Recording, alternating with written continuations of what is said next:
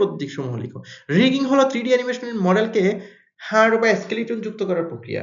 মূলত আমরা বলতে পারি যে মেকানিক্যাল যে বিষয়টা আছে, যেমন কোনো একটা অবজেক্ট বা চরিত্র যে নড়াচড়া করে, সেই নড়াচড়া করার জন্য যে মেকানিক্যাল যে বিষয়টা আছে হাড়, স্কেলিটন, সেটি হলো রিগিং।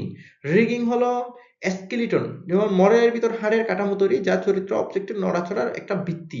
যদি তার হাড় না থাকে, যদি তার হাত না থাকে, তার কজ্জা না থাকে, তাহলে সে তো কোনো অবস্থায় নড়াচড়া করতে পারবে না। তার পা না থাকে, নড়াচড়া করতে পারবে না। মাসল, মাসল হচ্ছে চারপাশে পেশি বা ফ্লেক্সিবল অংশ তৈরি করা। যেমন হচ্ছে একটা মানুষ চিন্তা করেন, মানুষের কি আছে? কঙ্কাল আছে, কঙ্কালের উপর মাংস আছে। মাংস আছে বলেই তার তার হচ্ছে একটা অবয়বটা সুন্দর। যদি শুধু কঙ্কাল হতো তার কখনো অবয়বটা সুন্দর হতো না। যা নাড়াচড়ার সময় মডেলকে একটা বাস্তবসম্মত দেখাচ্ছে। ইনভার্স কাইনেমেট্রিক্স, ইনভার্স কাইনেমেটিক্স হলো এমন নিয়ন্ত্রণ পদ্ধতি যা হাত, পা বা যেকোনো অংশের যে লক্ষ্যস্থানের হাড়গুলোকে সক্রিয় এবং সঠিকভাবে নড়ে। যেমন আমি যদি হাড় নাড়ি, তার হাত নাড়ি, তার হাতটা এভাবে নাড়তেছি, তোমার হাতটা এভাবে নাড়তেছি। তাহলে আমি যে হাতটা অন্যভাবে যদি অন্যভাবে নাড়তে পারতাম, যেটা বাস্তবসম্মত হবে কাজ, আসলে যে কাজ, সেই কাজটা ওভাবে করা। আম একজন মানুষ তো পা নিচের দিকে থাকে, মাথা উপরের দিকে থাকে, সেভাবে হাঁটে। কিন্তু মাথা নিচের দিকে, পা উপরের দিকে এভাবে যদি হাঁটে, সেটা বাস্তবসম্মত হবে না।